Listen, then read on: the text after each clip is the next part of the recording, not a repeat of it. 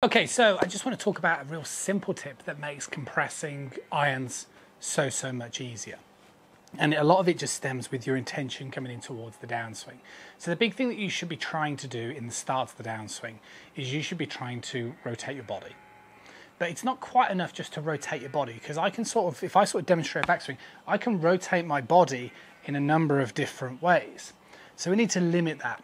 The second thing you need to be doing is you need to be applying pressure down in towards that lead foot. So all of a sudden, if I'm triggering a rotational motion and I need to get weight in towards my lead side, all of a sudden things start to change. I have to maintain what's known as good orientation. Orientation is just basically your angles, right? Good angulation, getting downwards, so my spine maintains that ability to stay in posture as opposed to moving more this way. So more downward, this is already a better feeling that you want to be trying to incorporate.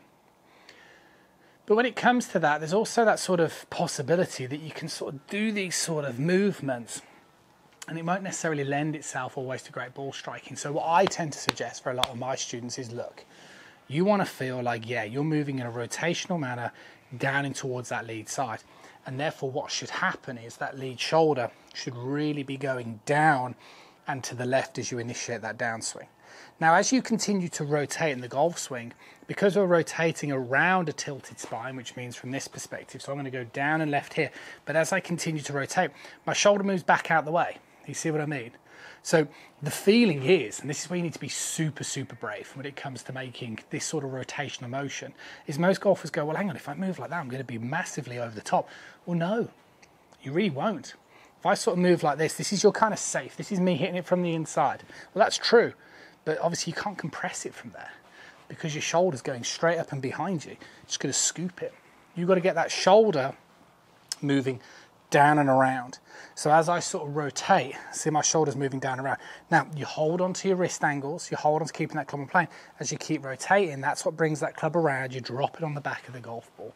But the big thing is, you want to start striking the golf ball better.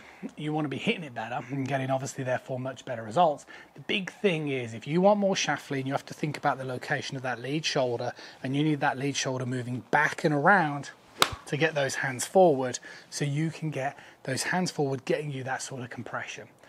So you want to play around with that feeling of rotating downward, get that feeling of that lead shoulder moving back and behind you, and you're going to feel like you're so much more on top of the golf ball. But that's such a good feeling for amateur golfers to have, is to spend too much time way up here sort of flipping and scooping at it.